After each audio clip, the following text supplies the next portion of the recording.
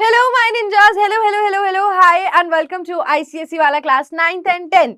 तो class 9th के ninjas, आप आई होप कि पुराने सारे 45 मिनट्स या ऑल कॉन्सेप्ट्स कवर्ड वाला जो हमारी सीरीज चल रही है उसके सारे चैप्टर्स को फॉलो कर रहे हो, या फिर तुम ऐसा भी कर सकते हो कि जिस चैप्टर की तुमको जरूरत है उसकी हाइलाइट्स देखने की या इंपॉर्टेंट पॉइंट्स देखने की, तो तुम उस चैप्टर को भी 45 मिनट्स में रिवाइज कर सकते हो। ठीक है, so my name is Upasana Mongia and I am your biology mentor. जो नए नए बच्चे हैं उनको मैं बता दूं कि हम यहाँ पर एक सीरीज लाए हैं हर सब्जेक्ट के हर चैप्टर की, कि हम फाइनल रिवीजन कर सके एग्जाम से पहले जो तुमको चाहिए होती है।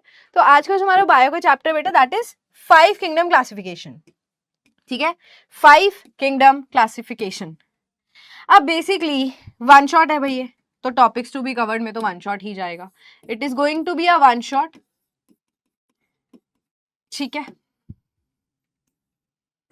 चलो क्लासिफिकेशन क्या होता है? क्लासिफिकेशन 5 किंगडम, किंगडम वर्ड अगर तुमने कभी भी ये चैप्टर नहीं मतलब इसके बारे में कुछ नहीं पढ़ा है, कभी तुमको समझ नहीं आया है, तो एक बार ना इसको सुनने की कोशिश करना और समझना। किंगडम यहाँ पर वो इंग्लिश वाला वर्ड नहीं है महल। क्लासिफाई कर रहे हैं हम ऑर्गेनिजम्स को। बहुत सारे ऑर्गेनिजम्स यार, बहुत अलग अलग तरीके की स्पीशीज हैं, लिविंग स्पीशीज हैं। कुछ बैक्टीरिया टाइप्स हैं, कुछ फंगस हैं। वायरस हटा दो क्योंकि वायरस ना लिविंग नॉन लिविंग दोनों होते हैं, तो वायरस नहीं काउंट करते हैं हम। बट बैक्टीरिया है, बहुत सारे अलग तरीके के फंगस हैं, प्लांट्स ही इतने सारे टाइप्स के हैं, एनिमल्स में इतने सारे टाइप्स हैं, कुछ पानी में रहते हैं, कुछ लैंड पर रहते हैं, कुछ बर्ड्स हैं। तो कितनी कितनी सारी वेराइटी है। तो इनको अगर हम पढ़ने बैठेंगे तो भाई ऐसे तो हमें पता नहीं कितने जन्म लेने पड़ेंगे इनको पढ़ने के लिए। तो हमने इनको ग्रुप्स में क्लासिफाई किया है, 5 बड़े बड़े ग्रुप्स बना दिए, 5 मेजर किंगडम्स। ठीक है, इसीलिए चैप्टर का नाम है 5 किंगडम क्लासिफिकेशन। तो 5 वो कौन से ग्रुप्स हैं वो अपने को पढ़ने हैं।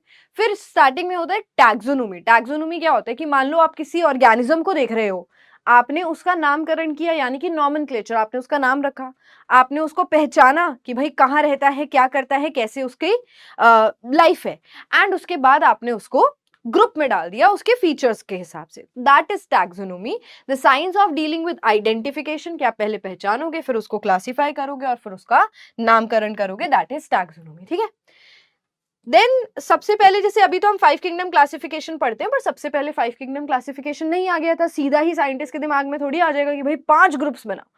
they started from 2 groups, then 3 groups, then 4 groups, and then they ended with 5, and अब तो बेटा currently 6 kingdom classification होती है, but 5 major हम पढ़ते हैं। लीनियस, कैरोलस लीनियस नाम के साइंटिस्ट हैं, उनका क्लासिफिकेशन में काफी ज्यादा योगदान रहा है। प्लांटेई और एनिमैलिया, इन्होंने सबसे पहले 2 ग्रुप्स बना दिए, एंड प्लांटेई और एनिमैलिया से सेटिस्फैक्शन नहीं हुआ क्योंकि सारे ऑर्गेनिजम्स इस कैटेगरी में फॉल नहीं करते। बैक्टीरिया को आप प्लांट नहीं बोल सकते, बैक्टीरिया को आप एनिमल नहीं बोल सकते। बेटा यहाँ से क्वेश्चन बनते हैं इसके अंदर, तुम्हारे लेवल पे क्या क्वेश्चन आएगा कि बैक्टीरिया को इन दोनों में से किसी में भी क्यों नहीं डाल सकते? क्योंकि बैक्टीरिया जो है इसको प्लांट्स नहीं बोल सकते, क्योंकि बैक्टीरिया तो प्रोकैरियोटिक है, प्रोकैरियोटिक ऑर्गेनिज्म जिसका ओल्ड न्यूक्लियस होता है। Basically the nucleus is not even present, the जो उसका जेनेटिक मटेरियल है, डीएनए है, that is not covered by any membrane. तो it can not be called plants because they are prokaryotic organisms, and some of them even possess flagella to help them move. Bacteria होता है microscopic होता है, prokaryotic होता है और उसके पास flagella होता है। कुछ और भी ऐसे ऑर्गेनिजम्स हैं जैसे कि यूग्लिना। अब यूग्लिना है तो यूकैरियोटिक पर ये सिंगल सेल्ड है, एंड इसके पास basically such as euglena cannot be exclusively called as plants or animal. They have chloroplast like plants. Plants के पास की तरह इसके पास क्लोरोप्लास्ट तो होता है, बट इसके पास माउथ भी है एनिमल्स की तरह। तो अब दोनों के कैरेक्टर्स एक एक आ गए तो प्लांट और एनिमल में डालना मुश्किल है। तो एक नंबर का क्वेश्चन ये कि बैक्टीरिया को क्यों नहीं हम प्लांटेई और एनिमैलिया में डाल पाए, या यूग्लिना को हम 2 किंगडम क्लासिफिकेशन में क्यों नहीं एडजस्ट कर पाए। अगर फंगस की बात करें तो फंगस भी प्लांट्स नहीं है, क्योंकि ना ही इनके पास क्लोरोफिल है ना ही इनके पास रूट्स है, तो फंगस को भी हम प्लांट्स में नहीं डाल पाए। तो फिर अल्टीमेटली सीधा हम आते हैं 5 किंगडम क्लासिफिकेशन आया। आर.एच. विटेकर साइंटिस्ट का नाम इंपॉर्टेंट है, आर.एच. विटेकर ने ये दिया। सबसे पहला किंगडम मोनेरा, फिर प्रोटिस्टा, फिर फंजाई, फिर प्लांटेई, फिर एनिमैलिया। ठीक है, अब ये जो मोनेरा है, मोनेरा के बारे में सबसे पहले पढ़ते हैं। मोनेरा आपका पहला किंगडम है। ठीक है, मोनेरा के अंदर बेसिकली सारे वो वाले ऑर्गेनिजम्स आते हैं जो कि प्रोकैरियोटिक है। और प्रोकैरियोटिक कौन है बेटा हमारी अर्थ पे? All bacterias, mostly bacterias in fact, ठीक है। तो ये इकलौती किंगडम है, ओनली वन किंगडम जिसमें प्रोकैरियोट्स होंगे, बाकी यहां से यहां सारे के सारे यूकैरियोट्स हैं, सारे के सारे यूकैरियोट्स हैं। फिर उसके बाद Monera and Protista, they both are having unicellular organisms. दोनों में मोस्टली, प्रोकैरियोटिक में तो और प्रोटिस्टा, मोनेरा और प्रोटिस्टा दोनों के अंदर यूनिसेल्युलर ऑर्गेनिजम्स हैं। मोनेरा के अंदर प्रोकैरियोट यूनिसेल्युलर और प्रोटिस्टा के अंदर यूनिसेल्युलर एंड यूकैरियोटिक। फिर फंजाई, प्लांट और एनिमैलिया आ जाता है।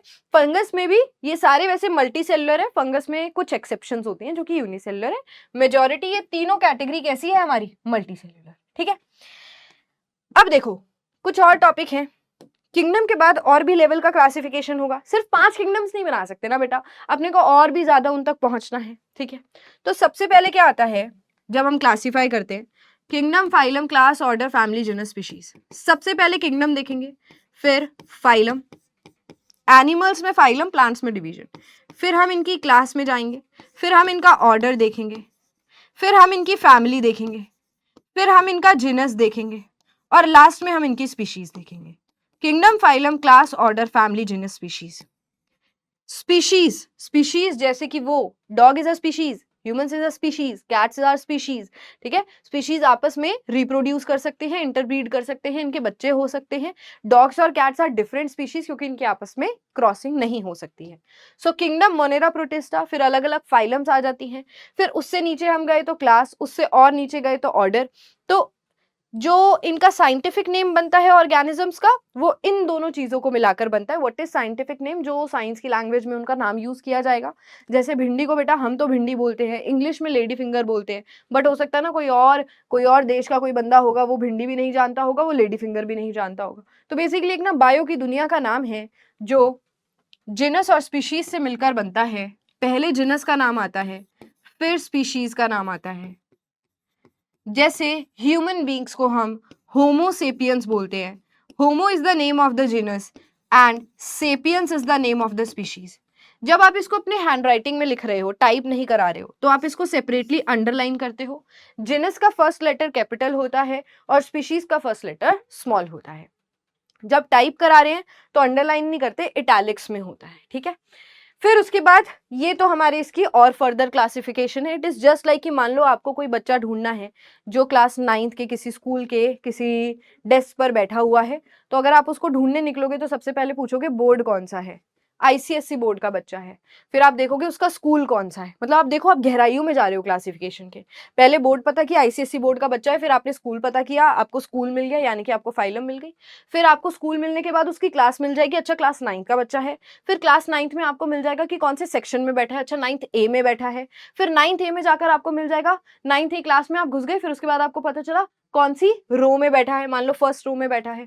फर्स्ट रो में बैठा है, कौन सी डेस्क नंबर पे बैठा है, लास्ट बेंच पे बैठा है, तो वो जीनस हो गया और फिर जो बच्चा बैठा है वो स्पीशीज हो गया। तो समझे, ऐसे हम गहराइयों में जा रहे हैं क्लासिफाई करने के लिए।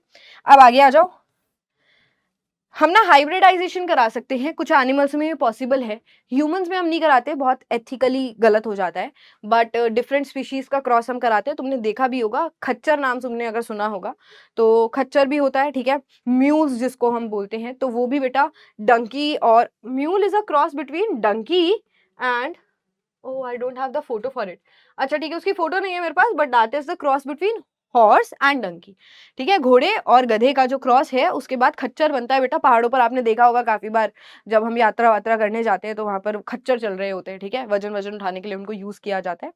ये भी जीब्रा और डंकी, इनके क्रॉस को बनाकर बना ज़ेंकी। इसके लेग्स देखो किसकी तरह है, जीब्रा की तरह है, अपर बॉडी डंकी की तरह है, ज़ेंकी बोलेंगे इसको।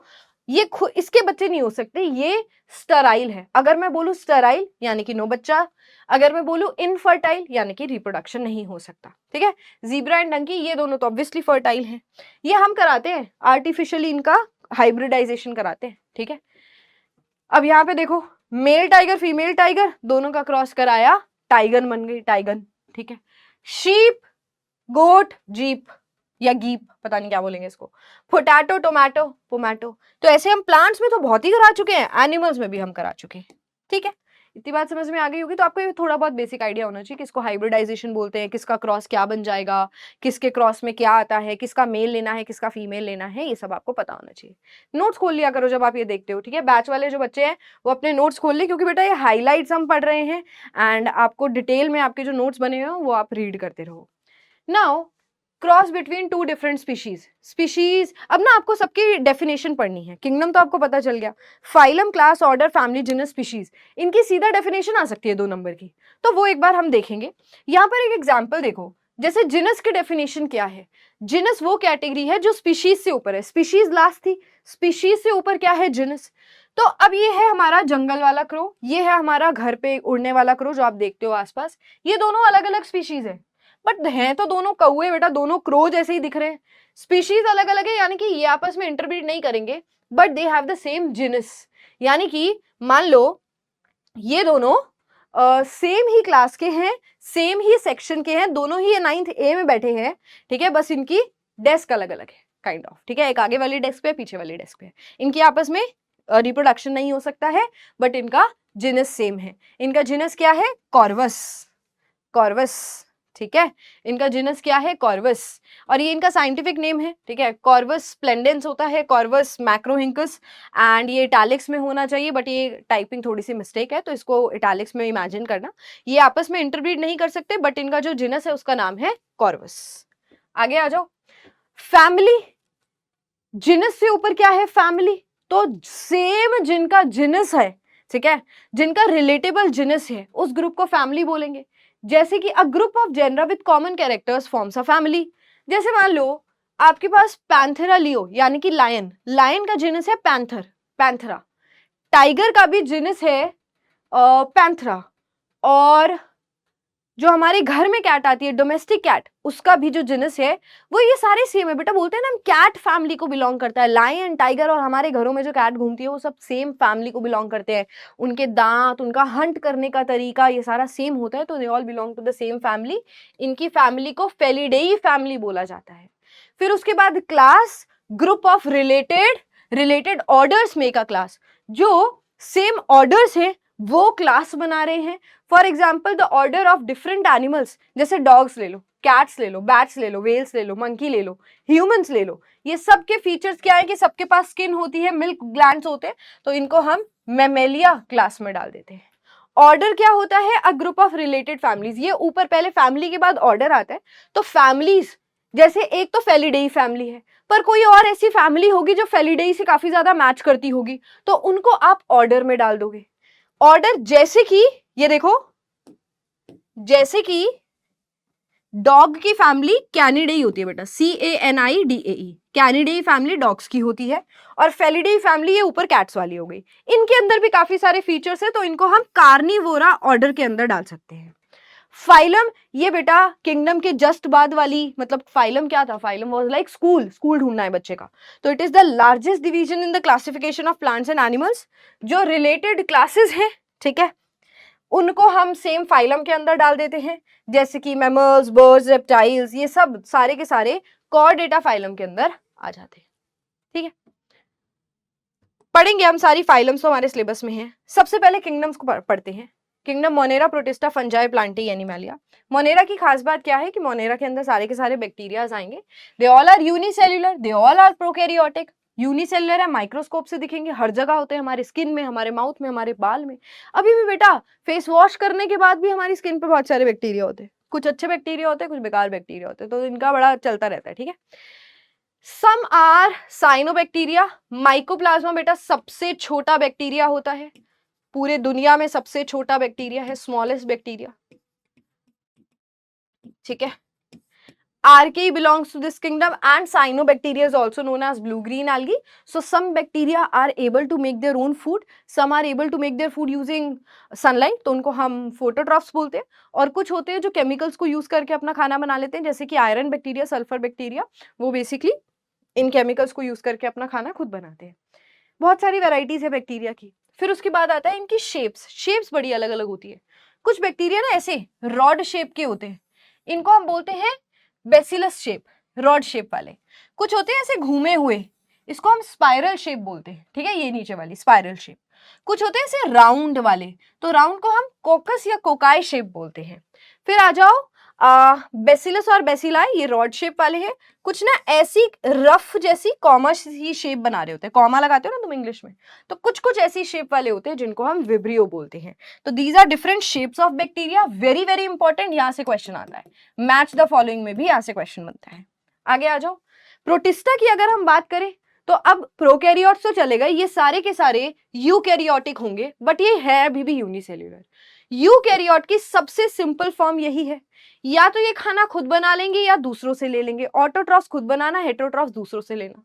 इनमें से कुछ के पास ये इनका स्पेशल फीचर है बेटा, इनको भी मूवमेंट तो करनी होती होगी किसी तरीके से, तो इनके पास ना मूवमेंट के लिए प्रोटीन से बने हुए या तो बड़े बड़े स्ट्रक्चर्स होते हैं जिसको हम बोलते हैं फ्लैजिला।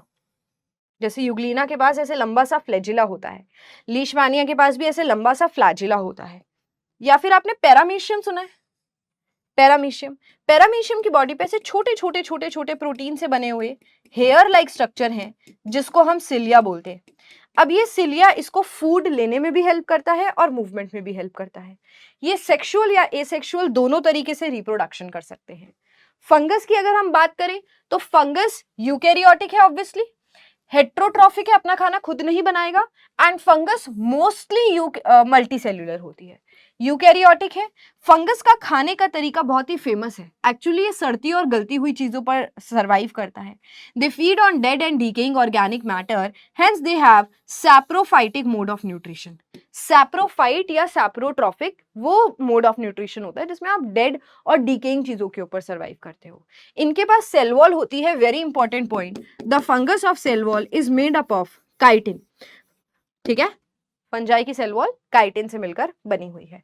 यहाँ पे लिखा है they are mostly unicellular, but एक यूनिसेल्यूलर फंगस है जिसको हम बोलते हैं ईस्ट, सैक्रोमाइसिस सेरिविसेई, ये इसका साइंटिफिक नेम है। ईस्ट बेटा हिंदी में खमीर बोला जाता है इसको, ये हमारे खाने में भी यूज होती है, डोसा वगैरह में, बेकिंग इंडस्ट्री में, अल्कोहल बनाने में। अपना एक पूरा आगे चैप्टर है ईस्ट के ऊपर, ठीक है, मतलब एक चैप्टर में आप पढ़ोगे इसके बारे में। तो ईस्ट यूनिसेल्यूलर फंगस है, वैसे मेजॉरिटी फंगस जो होती है वो मल्टीसेल्यूलर होती है। फिर हमारे पास किंगडम प्लांटेई। प्लांट जब दिमाग में आता है तो तुम सोचते हो भाई रूट्स होंगी, स्टेम होगी, लीफ होगी, कुछ हाइट भी होगी जिसकी वजह से इसके पास जाइलम और फ्लोएम टिश्यू होगा।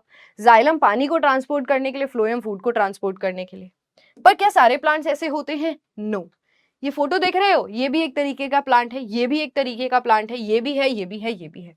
सो नाउ बेसिकली सबसे पहले जो प्लांट की कैटेगरी में है, ये किंगडम प्लांट की डिविजन्स है बेटा, डिविजन्स। ठीक है, जैसे आपको और किसी की डिवीजन नहीं पढ़नी है, किंगडम के बाद किंगडम पढ़ रहे हो तुम, किंगडम प्लांटेई पढ़ रहे हो तुम, किंगडम प्लांटेई की डिवीजन पर आ जाओ तुम।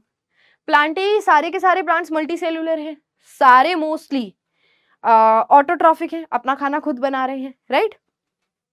सबसे पहला इसका डिवीजन है थैलोफाइटा। थैलोफाइटा यानी कि थैलस लाइक स्ट्रक्चर होता है इनके पास, रूट स्टेम लीफ कुछ भी नहीं है, एक ऐसा बेसिक सा स्ट्रक्चर है जो कि किसी सरफेस से जुड़ा हुआ है। और बेटा जनरली हम इनको प्यार से एल्गी बुलाते हैं, ठीक है, they are known as algae, very important point. इनके पास वैस्कुलर टिश्यू एब्सेंट होता है, vascular tissue xylem phloem, height ही नहीं है तो वैस्कुलर टिश्यू क्या करेगा, जाइलम फ्लोएम क्या करेंगे बेटा। जाइलम फ्लोएम तो तब काम आते हैं ना जब लीफ को खाना नीचे पहुंचाना है, पानी नीचे से ऊपर जाना है, इसके पास नहीं है, जरूरत नहीं है। रिप्रोडक्शन ये स्पोर्स के थ्रू करते हैं, पानी में मिलते हैं, example ulva and spirogyra examples are important. Thallophyta के पास आ जाओ, ब्रायोफाइटा। ओके बेटा, ब्रायोफाइटा के जो सारी क्लासिफिकेशन है वो यहाँ है, ठीक है, और टेरिडोफाइटा के जो सारे कैरेक्टर्स हैं वो यहाँ है, ठीक है, ये वाले कैरेक्टर्स यहाँ है बेटा। ब्रायोफाइटा को amphibians of the plant kingdom भी बोलते हैं क्योंकि ये कुछ आपको पानी में भी मिलेंगे और कुछ आपको लैंड पे भी मिलेंगे।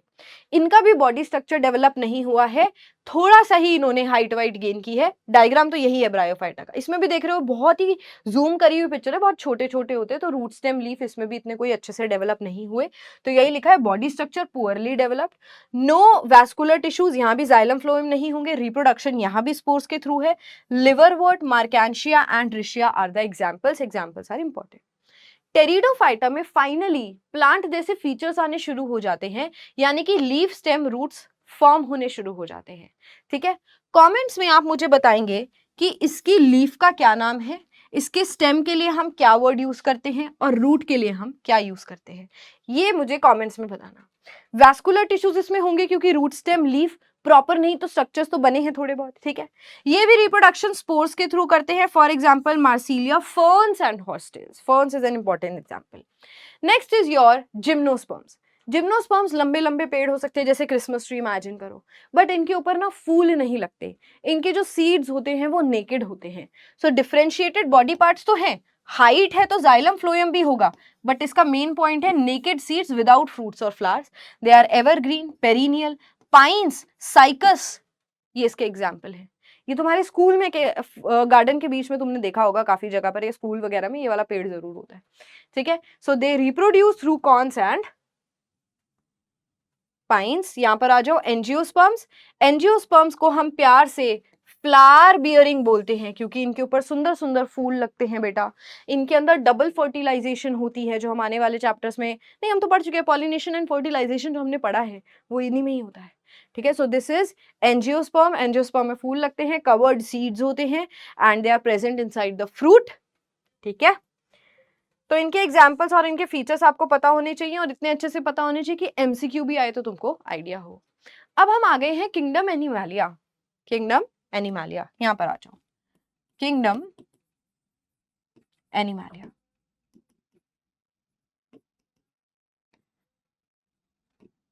अब ये जो एनिमालिया किंगडम है, इसकी कुछ फाइलम्स हैं, जैसे प्लांट्स में डिविजन्स थी ना 5, इसकी कुछ फाइलम्स हैं। एक बार लिख लेते हैं। सबसे पहले porifera, cnidaria, ctenophora, platyhelminthes, aschelminthes, annelida, arthropoda, mollusca, echinodermata, hemichordata and last में कॉर्डेटा। गिनो कितनी हो गई, 1 2 3 4 5 6 7 8 9 10 11। अब अगर तुम्हारी बुक्स में 11 नहीं दी हुई है, जो कि एक्चुअली सेलिना में भी नहीं दी हुई है, बट मैं तुमको क्यों बता रही हूँ, होती यही है, ठीक है। बट आपके सिलेबस में एक तो हेमिकॉर्डेटा हटाया हुआ है और इन दोनों को सेम लिखा हुआ है। एक्चुअली क्या था, ये पहले सेम ही फाइलम में आती थी जिसको हम सीलेंटेरेटा बोलते थे, बट देन साइंटिस्ट रियलाइज कि इनके जानवर जो है अलग अलग है और हमें फाइलम्स भी अलग अलग बनानी पड़ेंगी, तो यहाँ पर 2 फाइलम्स हो गई। So do not gate confused अगर तुमको तुम्हारी बुक में हेमिकॉर्डेटा नहीं दिखता है या दिख जाता है या सीलेंटेरेटा की जगह निडेरिया, टीनोफोरा अलग अलग दिखते हैं, एक्चुअली ये क्लासिफिकेशन है, बट तुम अभी छोटे हो, नन्हे मुन्ने हो, तो तुम्हारी कुछ फाइलम्स हटाई हुई है। सबसे पहले पॉरीफेरा के बारे में पढ़ें बेटा। एक्चुअली क्या है, इनको क्लासिफाई करने के लिए आपको कुछ आधार चाहिए, यानी कि कुछ बेसिस चाहिए। इसको हम बोलते हैं basis of classification. Basis of classification क्या मतलब होता है? बेसिस ऑफ क्लासिफिकेशन कि आप एक लिस्ट लेके बैठे हो और आप उनको उस लिस्ट के आधार पर ग्रुप्स में डाल रहे हो। जैसे बच्चे की हाइट देखी, बच्चे की उम्र देखी, उस हिसाब से स्कूल में एडमिशन मिला। एप्टीट्यूड टेस्ट होता है, टेस्ट में पास हुआ तो क्लास मिलेगी, नहीं तो पिछली क्लास में डाल देते हैं। तो सेम तरीके से आपको भी यही करना होगा, ठीक है। बेसिस ऑफ क्लासिफिकेशन में सबसे पहले तो आता है लेवल ऑफ ऑर्गेनाइजेशन, कि किस लेवल पर है। कुछ ऑर्गेनिजम्स हैं जिनकी बॉडी में सिर्फ सेल्स पड़े हुए हैं, तो उसको हम सेल्यूलर लेवल बोल देते हैं। कुछ है जिसमें सेल्स का ग्रुप बन गया, टिश्यू लेवल है। कुछ में ऑर्गन्स आ गए भाई थोड़े बहुत, कुछ में ऑर्गन सिस्टम आ गया। तो इस तरीके से लेवल ऑफ ऑर्गेनाइजेशन देखेंगे। जैसे हम तो बहुत एडवांस्ड है बेटा, बट तुम एक कीड़े मच्छर वच्छर देखोगे या फिर कुछ ऐसे ऑर्गेनिजम्स देखोगे जिनके पास कुछ भी तो नहीं है, उनके पास सिर्फ सेल्स पड़े हुए हैं या फिर सिर्फ टिश्यू पड़े हुए हैं। हार्ट, लंग्स वगैरह तो बहुत ही दूर की बात है, बस छोटा मोटा सामान लेके अपना जीवन काट रहे हैं, लाइक दैट, ठीक है। So that is level of organisation. फिर उसके बाद आ जाता है इनका सीलोम। सीलोम बॉडी के अंदर एक कैविटी होती है। Coelom is the body cavity, ठीक है। जैसे देखो ये हम हैं, ये हमारी बॉडी के अंदर सारी खाली जगह है जिसको हम बॉडी कैविटी बोल सकते हैं। इसी बॉडी कैविटी के अंदर ये बॉडी कैविटी है और बॉडी कैविटी एक मीजोडर्म से लाइंड भी होनी चाहिए। ये बॉडी के ऑर्गन्स होंगे, यहाँ पर गट होगा, ये मीजोडर्म बना रही हूं मैं। देखो होता क्या है, इस पर मैं फिर से आती हूँ। एक और चीज होती है दैट इज जर्म लेयर्स। ठीक है, थर्ड पॉइंट यहाँ लिख रही हूं मैं, जर्म लेयर्स। अपनी बुक्स या नोट्स खोलकर बैठना। जर्म लेयर क्या होता है बेटा, हमारी लाइफ स्टार्ट हुई थी एक सेल से, ये थे हम। ठीक है, तुम कुछ भी बनने से पहले, जैसे मैं उपासना बनने से पहले ये थी जाइगोट, फिर इसके 2 हुए, 2 से 4 हुए, 8 हुए। एक टाइम ऐसा आया कि ना प्लेट बन गई, लेयर ऑफ सेल्स बन गई, लेयर 1, लेयर 2, ठीक है, एंड लेयर 3, 3 लेयर बन गई। एक्टोडर्म बाहर वाली, मीजोडर्म मिडिल वाली, एंडोडर्म अंदर वाली, सबके आगे डर्म लगेगा। ये 3 लेयर जो है वो हमारी बॉडी के सारे टिश्यूज बनाती है, फिर ऑर्गन बनता है, ऑर्गन सिस्टम बनता है। तो सबसे पहले हम यही चेक करते हैं कि ये तीनों जर्म लेयर्स हैं या नहीं है। तो सोचो कुछ ऑर्गेनिजम्स ऐसे हैं जिनके पास ये जर्म लेयर्स ही नहीं है, सिर्फ कुछ सेल्स बने और वही रह गए पूरा जीवन, सेल्स ही रह गए। भाई हम तो 9 मंथ्स तो मम्मी के अंदर रहकर आए हैं, उसके बाद हमारी आगे की और डेवलपमेंट हुई। तो जर्म लेयर्स इनको बोलते हैं, 3 जर्म लेयर्स हैं। अगर तीनों जर्म लेयर्स पे टिक लग रहा है तो बोलोगे ट्रिप्लोब्लास्टिक, यानी कि तीनों जर्म लेयर्स प्रेजेंट हैं। अगर 3 की जगह 2 हैं तो बोलेंगे डिप्लोब्लास्टिक। डिप्लोब्लास्टिक मैं कह रही हूं उससे 2 जर्म लेयर्स हैं, तो तीनों में से कौन सी गायब होगी, मिडिल वाली उड़ा दो। और मैं बोल रही हूँ नो जर्म लेयर्स, तो फिर तो कोई भी नहीं होगी, है ही नहीं। ठीक है, तो ये क्लासिफिकेशन करोगे। अब ये क्या बोली मैंने बीच में, मीजोडर्म। ठीक है, ट्रिप्लोब्लास्टिक होगा अगर ऑर्गेनिज्म, फिर क्या होता है, उसके मीजोडर्म के बीच में एक कैविटी बनती है। ये मीजोडर्म है, ठीक है, मान लो यहाँ सारे सेल्स भरे हुए थे, यही सेल्स बॉडी बना रहे हैं। अब मीजोडर्म के बहुत सारे सेल्स हैं, मीजोडर्म को क्रॉस करके हटा के बीच में एक कैविटी बनती है जिसको हम सीलोम बोलते हैं। ये सीलोम दोनों तरफ से मीजोडर्म से लाइंड होना चाहिए, दैट इज ट्रू सीलोम। सच्चा सीलोम वही है जो दोनों साइड से मीजोडर्म से लाइंड हो।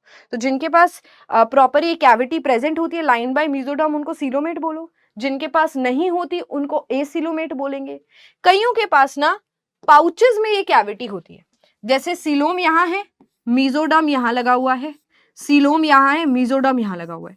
तो ऐसे पाउचेस में अगर सीलोम प्रेजेंट है तो उसको हम झूठा सीलोम यानी कि स्यूडोसीलोमेट्स बोलते हैं, स्यूडोसीलोमेट्स बोलते हैं। ठीक है, उसके बाद तुम इनके अंदर सिमेट्री भी देखते हो बेटा कि किस टाइप की सिमेट्री है, रेडियल सिमेट्री है, बाइलेटरल सिमेट्री है। ये तो फोर्थ होगा ना, फोर्थ इज योर सिमेट्री।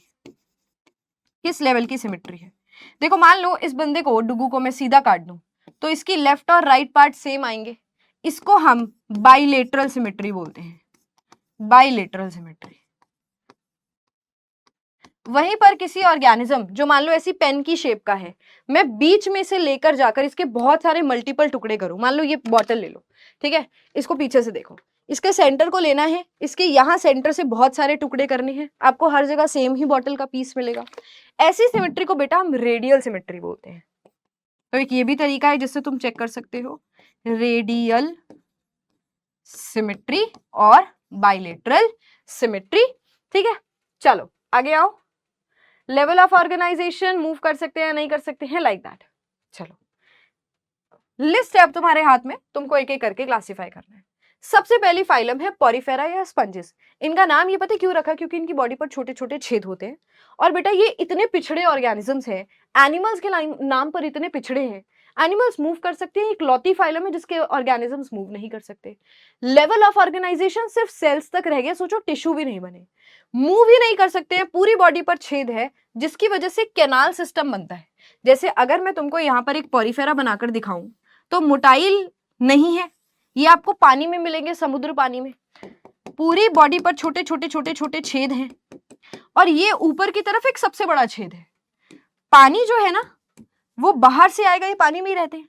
पानी जो है वो ऑस्टिया से एंटर करेगा, ये छेद क्या है बेटा, ostia. Water will enter through ostia.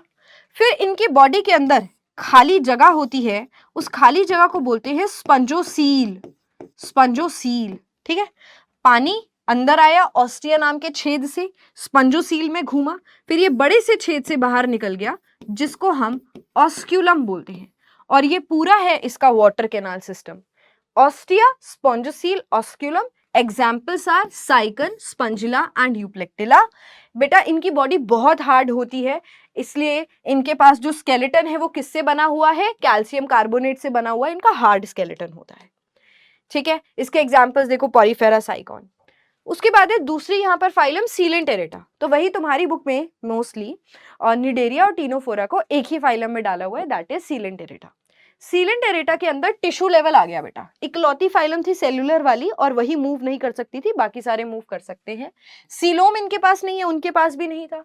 इनके अंदर रेडियल सिमेट्री होती है, ठीक है, इनके अंदर रेडियल सिमेट्री होती है।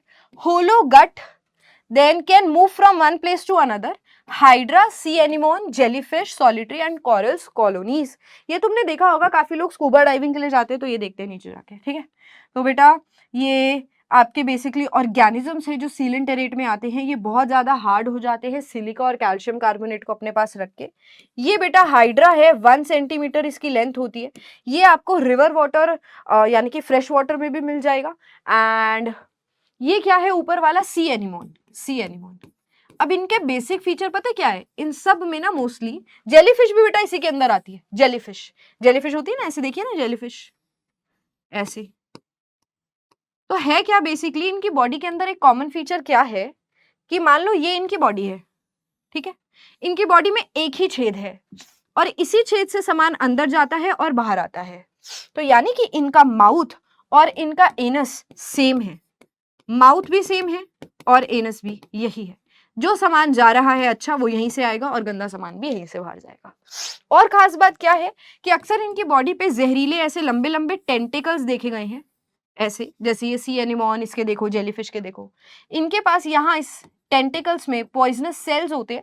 तो अगर कोई और ऑर्गेनिज्म इनके पास जाएगा तो ये जहर छोड़ देंगे अपने टेंटिकल से दूसरे ऑर्गेनिज्म के ऊपर। फिर है तीसरा बेटा प्लेथीहेल्मिन्थ्स।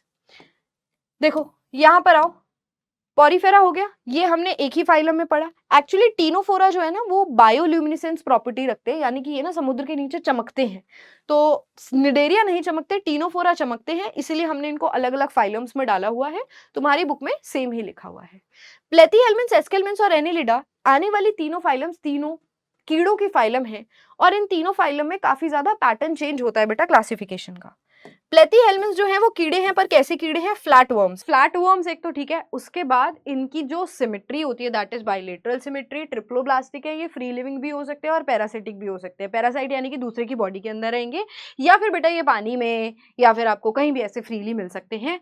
इनके पास सिर्फ एक ही ओपनिंग होती है, basically there is this one opening, यही माउथ है, यही एनस है, ये होता है ब्लाइंड सैक, यानी कि यहाँ पर कोई एग्जिट नहीं है। ठीक है, हमारी बॉडी में जनरली क्या होता है, एक साइड से स्टार्टिंग हो रही है, एक साइड से एंडिंग होनी है। ये हमारी एलिमेंट्री कैनाल है, माउथ एनस है ना, बीच में ऑर्गन्स फॉर्म होते हैं।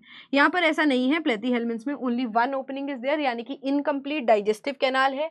प्लेनारिया एक फ्री लिविंग ऑर्गेनिज्म है और लिवर फ्लूक बेटा पैरासिटिक हो सकता है। टेपवर्म भी इसका एग्जाम्पल है, ये तुम टेपवर्म देख रहे हो। टेपवर्म की ऐसे तुमको आंखें लग रही होंगी, बट ये आंखें नहीं है, ये पूरा इसका हेड है जिसको रोस्टेलम बोलते हैं। इसके हेड के ऊपर ना सकर्स हैं और हुक्स हैं, जिससे ये हमारी स्मॉल इंटेस्टाइन के अंदर खुद को अटैच कर लेता है। और इसकी बॉडी पर ये जो तुमको ऐसे लाइंस दिख रही है ना, ये फॉल्स सेगमेंट्स है, क्योंकि ये सिर्फ बाहर है। Segmentation is also a basis of classification. अगर इंटरनल और एक्सटर्नल दोनों सेगमेंटेशन आपको दिखे, अंदर और बाहर, तो वो ट्रू सेगमेंटेशन होती है जो एनिलिडा में दिखती है। बट इसके पास फॉल्स सेगमेंट्स हैं क्योंकि सिर्फ बाहर है। ठीक है, ये है तुम्हारा प्लेनारिया और इसके अंदर हाई पावर ऑफ रीजनरेशन होती है बेटा। एक काट दोगे, इसके 3 टुकड़े कर दोगे तो 3 नए प्लेनारिया निकल के आ जाते हैं। फिर है तुम्हारे पास निमाटोडा। निमाटोड्स को एस्केल्मिन्थ्स भी बोलते हैं और ये एक लौती फाइलम है जिसमें फॉल्स सिलोम है। तो फॉल्स सिलोम को हम सियूडोसिलोमेट बोलते हैं। फॉल्स यानी कि झूठे, सिलोम, इनका सिलोम एक्चुअली कंप्लीटली प्रेजेंट नहीं है। इनके सिलोम में ना पाउचेस हैं, ठीक है, they have coelomic cavity but proper cavity नहीं है। कुछ कुछ जगह कैविटी है और कुछ कुछ जगह कैविटी के आसपास मीजोडर्म की लाइनिंग है, तो इसलिए हम बोलते हैं कि ये फॉल्स सीलोम दिखा रहा है हमें, पूरे कंप्लीटली सीलोम नहीं बने हैं। This is also showing bilateral symmetry. Mostly phylums में बाइलेटरल सिमेट्री है, रेडियल सिमेट्री स्टार्टिंग वालों में ही आती है। ट्रिप्लोब्लास्टिक होगा, सिलेंड्रिकल होते हैं जनरली, ठीक है। वर्म्स हैं बेटा, और ये जो तुमको फोटो दिख रही है ना यहाँ पर, ये एस्कैरिस वर्म की है। एस्कैरिस वर्म में जो फीमेल होती है वो तो लॉन्ग है और मेल जो होते हैं वो शॉर्ट हैं, यानी कि देखकर ही हम पता लगा सकते हैं फीमेल को और मेल को, ठीक है। इसको सेक्सुअल डाइमॉर्फिज्म बोलते हैं। Now they are parasitic worms, यानी कि दूसरे ऑर्गेनिज्म की बॉडी में रहेंगे। फॉर एग्जाम्पल जो ये एस्कैरिस है, ये एस्कैरियासिस बीमारी करता है हमारी इंटेस्टाइन में। फिलारियल वर्म है ये बेटा, एलिफेंटियासिस या फिलारियासिस बीमारी कॉज करता है, जिसमें बहुत ज़्यादा स्वेलिंग हो जाती है लिम्स के अंदर। राउंड वर्म्स और पिन वर्म्स भी बीमारी करते हैं, एस्कैरिस राउंड वर्म्स के अंदर आते हैं। और बेटा ये एस्कैरियासिस करते हैं, इतनी गंदी बीमारी है कि हमारे इंटेस्टाइन में पूरा इनका परिवार ग्रो कर रहा होता है और हमारी इंटेस्टाइन बर्स्ट भी कर सकती है, ठीक है। ये वुचेरिया बेनक्रॉफ्टी वर्म है जो हमारे ब्लड में घूम रहा है, देखो। फिर है हमारी next phylum, that is Annelida. Annelida जानी जाती है फॉर इट्स सेगमेंटेशन, तो इसके अंदर प्रॉपर सेगमेंट्स हैं, ठीक है, और सेगमेंट्स में अलग अलग ऑर्गन्स पड़े हुए हैं टू परफॉर्म डिफरेंट फंक्शंस। ये आपको पानी में भी मिलेंगे, लैंड पे भी मिलेंगे, जैसे लीच जो है वो कीचड़ में, पानी में, ठीक है, लैंड पर मिल जाएगी। अर्थवर्म भी आपको गीली मिट्टी में, सूखी मिट्टी में मिल सकता है। नीरिस आपको सिर्फ और सिर्फ पानी में मिलता है, ठीक है, मरीन वाटर में मिलता है। बहुत बढ़िया ऑर्गन डिफॉर्मेशन इनके अंदर हो गई है। अर्थवर्म, लीच, नीरिस इसके एग्जाम्पल्स हैं। बाइलेटरल हैं, ट्रिप्लोब्लास्टिक है, सीलोम आ गया है। अब सीलोम पूरी फाइलम्स में चलता रहेगा। अर्थवर्म की ना इंपॉर्टेंस हम इकोनॉमिक इंपॉर्टेंस लास्ट में करेंगे। आर्थ्रोपोडा लार्जेस्ट फाइलम है एंड इसके अंदर 80% स्पीशीज आती है। जनरली इनको हम इंसेक्ट्स बोल देते हैं। सीलोम प्रेजेंट होगा, बाइलेटरल सिमेट्री, ट्रिप्लोब्लास्टिक। बेटा इनकी ना बॉडी 3 पार्ट्स में डिवाइडेड होती है, जिसको हम बोलते हैं हेड, थॉरेक्स और एब्डोमेन। जैसे मान लो ये कॉकरोच है, ये कॉकरोच का हेड है, यहाँ बीच में थॉरेक्स होगा और फिर एब्डोमेन होगा, और इसके पास बेटा अपेंडेजेस होते हैं। अपेंडेजेस क्या होते हैं? बॉडी से निकलते हुए पार्ट्स, यानी कि इसके पास एंटीना है, हाथ पैर हैं, प्लस इसके पास पंख हैं उड़ने के लिए। They have 3 pairs of legs. Insects के पास 3 पेयर्स होते हैं लेग्स के, ठीक है। ये देखो जैसे ये हमारा प्रॉन है, तो ये इसका हेड होगा, इस पे एंटीना होगा, ये इसका थॉरेक्स है और ये इसका एब्डोमेन है। इसके अंदर सिर्फ बाहर कहीं कहीं तुमको सेगमेंटेशन देखने को मिल सकती है। प्रॉपर सेगमेंटेशन जो फीचर है वो एनिलिडा का है। सेगमेंटेड, समटाइम्स फ्यूज, ठीक है, सेगमेंटेड हो सकते हैं, कभी फ्यूज हो सकते हैं। सबसे इंपॉर्टेंट पॉइंट जो इसका है वो ये है, एक्सोस्केलेटन इसका बहुत टफ होता है, जो कि काइटिन से मिलकर बना हुआ है। जॉइंट अपेंडेजेस, फीट और antenna. Examples prawns, Scorpio, cockroach, house fly, butterfly. Exoskeleton इनका मतलब स्केलेटन हमारा हड्डी से बना इंटरनल है, इनका एक्सो है, बाहर की तरफ होता है, and it is very hard, it is tough. फिर है मोलस्का। मोलस्का फाइलम जो है वो गोलू मोलू, जैसे ऑक्टोपस आ गया इसके अंदर, ठीक है, इसके अंदर पाइला, स्नेल्स, लेल्स आ गए। स्नेल्स, सीलोम प्रेजेंट है, ट्रिप्लोब्लास्टिक, बाइलेटरल सिमेट्री। इनकी बॉडी काफ़ी टाइम बहुत सॉफ्ट होती है और कुछ के पास बॉडी को कवर करने के लिए शेल होता है बेटा, ठीक है, जैसे स्नेल्स के पास शेल होता है। सेगमेंटेड नहीं होती इनकी अक्सर। Appendages not present. They have muscular foot for movement, यानी कि पैर नहीं है प्रॉपर, बट पैरों की साइड पे मसल्स लगी हुई हैं जिसकी हेल्प से वो मूव करेगा। शेल्स कुछ में प्रेजेंट होता है। किडनी लाइक ऑर्गन इनके पास है एक्सक्रीशन के लिए, प्रॉपर किडनी नहीं है। For example chiton, octopus, pila and unio. Echinodermata की अगर हम बात करें तो एकाइनो का मतलब क्या था? कांटे। दे आर एक्सक्लूसिवली मरीन, समुद्र में ही मिलेंगे आपको। नोटोकॉर्ड इनके पास नहीं है, नोटोकॉर्ड अभी बताऊंगी क्या होता है। सिलोम होगा, बाइलेटरल सिमेट्री। बाइलेटरल सिमेट्री इनके एडल्ट्स में होती है, उल्टा बोल दिया। बाइलेटरल सिमेट्री बेटा इनके बच्चों के अंदर होती है, यानी कि इनके लावा कंडीशन में, एम्ब्रियो लावा कंडीशन में बाइलेटरल सिमेट्री है। बट जब ये बड़े हो जाते हैं, एडल्ट हो जाते हैं, तो इनके अंदर रेडियल सिमेट्री देखने को मिलती है, ठीक है। ये एडल्ट्स में, जैसे स्टारफिश, सी अर्चिन, सी क्यूकुम्बर, एकाइनस, इनको अगर तुम काटोगे तो तुमको सारे पार्ट सेम दिखेंगे, रेडियल सिमेट्री। इनका अंदर का जो स्केलेटन है वो कैल्शियम कार्बोनेट से बना हुआ है। वही कार्बोनेट की बनी हुई हड्डियां इनकी बाहर आ रही होती हैं, जो कि इनकी बॉडी को बड़ी नुकीली अपीयरेंस देती हैं। इसलिए हम बोलते हैं कि इनकी बॉडी पर कांटे हैं, बट एक्चुअली वो कांटे नहीं हैं, वो हड्डियां ही हैं जो बाहर निकल रही हैं, but those are layered with skin only, ठीक है। सो एकाइनोडर्मेटा, हेमिकॉर्डेटा आता है, बट हेमिकॉर्डेटा आपको नहीं पढ़ना है, सीनियर क्लासेस में पढ़ लेना। हेमिकॉर्डेटा स्किप कर दोगे। हेमिकॉर्डेटा का एग्जाम्पल है बेलानोग्लॉसिस। कॉर्डेटा फाइलम पे आ जाते हैं। कॉर्डेटा हमारी आखिरी फाइलम है, उससे पहले वाली सारी की सारी नॉन कॉर्डेट्स में आती हैं।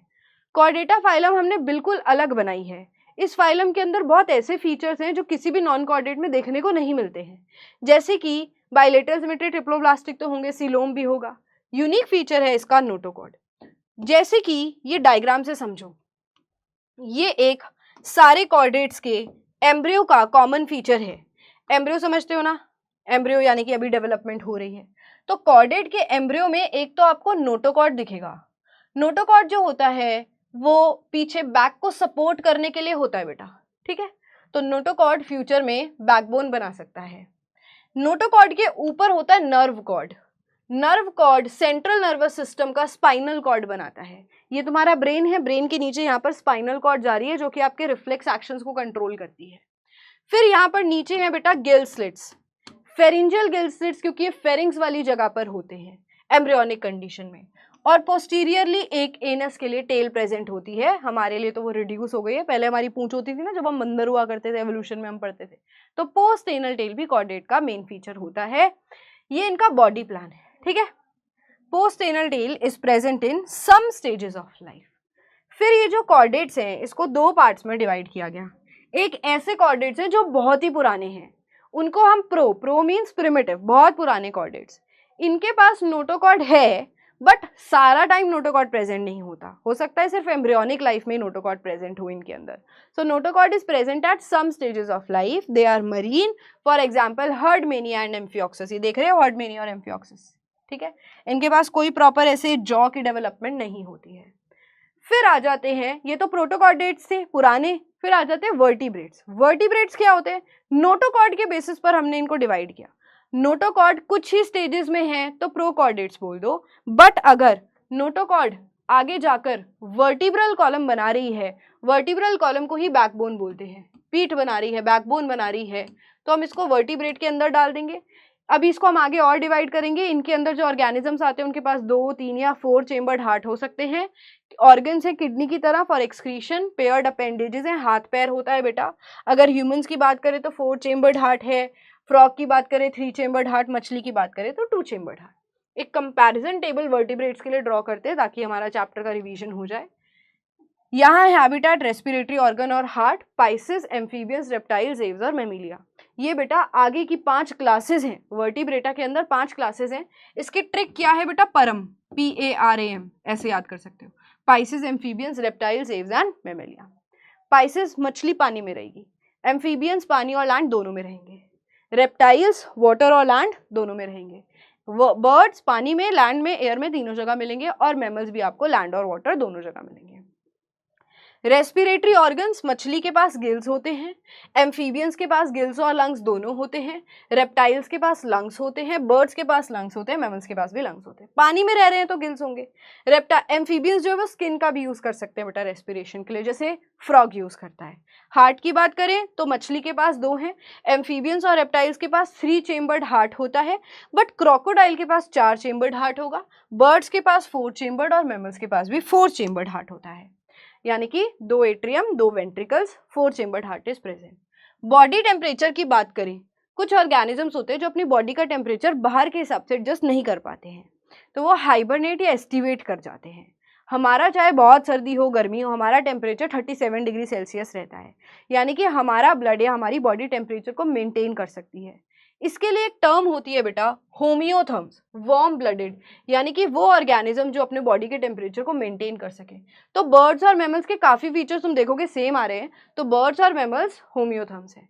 बट PAR यानी कि पाइसेस, एम्फीबियंस और रेप्टाइल्स, ये सारे कोल्ड ब्लडेड है, अपना बॉडी का टेम्परेचर बाहर के हिसाब से मेंटेन नहीं कर पाते। इसलिए तुम देखते हो कि दे आर, जैसे फ्रॉग अगर तुम देखोगे सिर्फ बारिशों में बाहर आता है, सर्दियों और गर्मियों में बेटा सोता रहता है for a very long period of time. Cold blooded, cold blooded, cold blooded, cold blooded is also known as poikilotherms. अगर हम इनके बच्चों की बात करें तो मछली अंडे देती है, एम्फीबियंस अंडे पानी में देते हैं, रेप्टाइल्स अंडे देते हैं, इनका जो अंडा होता है उसकी कवरिंग काफ़ी हार्ड होती है, और ये अंडे लैंड पर देते हैं, एम्फीबियंस पानी में देते हैं। बर्ड्स भी एग्स देते हैं, मैमल्स जो हैं वो यंग वंस को जन्म देते हैं, but exceptions are there, platypus और एकिडना जो है वो अंडे देते हैं। अगर हम स्किन की बात करें तो मछली की स्किन स्केल से कवर्ड है, एम्फीबियंस के ऊपर काफ़ी स्लाइमी ग्लैंड्स होते हैं, रेप्टाइल्स की स्किन बड़ी हार्ड होती है, कॉर्निफाइड स्केल से कवर्ड होती है, एंड बर्ड्स की स्किन पर फेदर्स होते हैं, मैमल्स की स्किन पर हेयर है, ऑयल है, स्वेट है, ये सारे ग्लैंड्स प्रेजेंट होते हैं। स्पेशल फीचर्स स्पाइसेस के लिए क्या है, स्ट्रीमलाइन बॉडी, और मैमल्स जो है ना उनके पास मेमोरी ग्लैंड्स होते हैं ताकि वो अपने बच्चों को फीड कर सके और नरिशमेंट दे सके। एग्जाम्पल्स की अगर हम बात करें तो हर तरीके की मछली बेटा पाइसेस में आ जाएगी, ठीक है, चाहे तुम्हारी शार्क हो, चाहे वो मछली हो जो लोग खाते हैं, रोहू, कैटला, ठीक है, फ्लाइंग फिश ले लो, स्टिंगरे ले लो, सारी सी हॉर्स भी इनफैक्ट सारे पाइसेस के अंदर आ जाएंगे। सीनियर क्लासेस में जाओगे ना तुम पाइसेस के बारे में पढ़ोगे। मछलियां भी दो टाइप की होती हैं, कॉन्ट्रिक थाइज एंड ऑस्टिक थाइज, कार्टिलेज से बनी हुई एंड हड्डी से, बोन वाली। एम्फीबियंस में सेलेमेंडर आ जाएगी, तुम्हारा फ्रॉग आ जाएगा, टोड, हाइला, ट्री फ्रॉग, ये सब इसके अंदर आ जाएंगे। रेप्टाइल्स में टर्टल्स हैं, स्नेक्स हैं, लिजर्ड है, फ्लाइंग लिजर्ड है, क्रोकोडाइल है, कैमिलियन है, ठीक है। एंड एव्स की अगर हम बात करें हर तरीके के बर्ड्स यहाँ पर आ गए, और मैमल्स की बात करें ह्यूमन, टाइगर, कैट, वेल, ठीक है। Now let us talk about earthworms. Earthworms की बहुत ही सिंपल सी बात है, अर्थवर्म्स जो है वो बेटा सॉइल में रहते हैं, गीली मिट्टी, ड्राई मिट्टी दोनों में आपको मिल सकते हैं, और ये बरो बनाते हैं, यानी कि सॉइल में ही छेद करके रहते हैं। They make these burrows by eating through the soil, soil को खा जाते हैं, फिर जो इनका एक्सक्रीटरी मटेरियल निकलता है उसको कैस्टिंग्स बोलते हैं, वो नाइट्रोजन में बहुत ज़्यादा रिच होती है, इसलिए सॉइल बहुत ज़्यादा नाइट्रोजन से भर जाती है, and nitrogen in soil is good for growing new plants. तो फार्मर्स को बड़ी हेल्प मिलती है, अर्थवर्म्स सॉइल को एक तो खुरदुरा कर देते हैं, लूजनिंग ऑफ सॉइल जिसको हम बोलेंगे, प्लस न्यूट्रिएंट्स भी डाल देते हैं सॉइल के अंदर। इनके एक्सक्रीटरी मटेरियल में ऑर्गेनिक मैटर होता है जो कि बहुत बढ़िया होता है सॉइल की क्वालिटी के लिए, ठीक है। अर्थवर्म लाइट में को पसंद नहीं करते, रात में बाहर आते हैं मेटिंग करने के लिए, डिनर करने के लिए, so that is why they are nocturnal, यानी कि खाना खाने के लिए और मेटिंग करने के लिए रात को बाहर आते हैं। जो हमारा इंडियन अर्थवर्म है उसको हम फेरिटिमा पोस्थ्यूमा बोलेंगे। इनकी पूरी बॉडी के ऊपर 80 से 100 रिंग्स होती हैं, देख रहे हो ना तुम, सेगमेंट्स होते हैं। अर्थवर्म एनिलिडा है, कोई हेड नहीं होता, कोई अपेंडेजेस, लेग्स वेग्स नहीं होते, ऐसे एक वर्म की तरह होता है, राइट। माउथ जो एक सिंपल ओपनिंग की तरह ही होगा। एंड एक मेच्योर वर्म को अगर तुम देखोगे तो बॉडी का जो 1/3 हिस्सा है उसमें लगा लो तुम 1/3 हिस्से में 14 से 16 सेगमेंट के बीच में ना एक लंबा सा ऐसे बैंड होता है, इसको हम क्लाइटेलम बोलते हैं, और यहीं पर इसके रिप्रोडक्टिव ऑर्गन्स होते हैं। अर्थवर्म इज हर्माफ्रोडाइट, यानी कि मेल फीमेल दोनों एक ही, टेस्टिस और ओवरी दोनों एक ही ऑर्गन के अंदर, एक ही ऑर्गेनिज्म के अंदर है, एक ही बॉडी के अंदर है, but they prefer sexual reproduction also, ठीक है। देन आगे आओ, they will lose up the soil, aerate the soil, नीचे जाएंगे बाहर आएंगे, सॉइल को खाएंगे, तो सॉइल इंटरचेंज होती रहेगी, प्लस ये बहुत नीचे जाते हैं सॉइल के अंदर, ऊपर आते हैं तो सॉइल बड़ी खुरदरी रहती है, यानी कि फार्मर्स को फार्मिंग करने में बहुत हेल्प करेगा। इनका जो एक्सक्रीटरी मैटर है वो नाइट्रोजन में बहुत ज़्यादा हेल्पफुल, नाइट्रोजन बहुत ज़्यादा एनरिच्ड होता है, तो प्लांट्स को बहुत फ़ायदा होता है ग्रो करने में। जब हम खाद बनाते हैं तो भी हम उसमें अर्थवर्म्स को डाल देते हैं, जिसको हम वर्मी कल्चर बोलते हैं, और बेटा ये मछलियों को कैच करने में भी हेल्प करता है, ठीक है। So this was all about the chapter. ये चैप्टर टू द पॉइंट है, जिसमें आपको सारी बातें थोड़ी सी समझ के याद करने वाली हैं, क्योंकि आपको फीचर्स के बारे में पढ़ना है कि किसके अंदर क्या होता है, कौन सा किसका एग्जाम्पल है। So this was the revision, I hope आपको समझ आया होगा। That's it for today. So जल्दी मिलूंगी मैं आपको अगली वीडियो के साथ बच्चा। Thank you, take care, bye bye.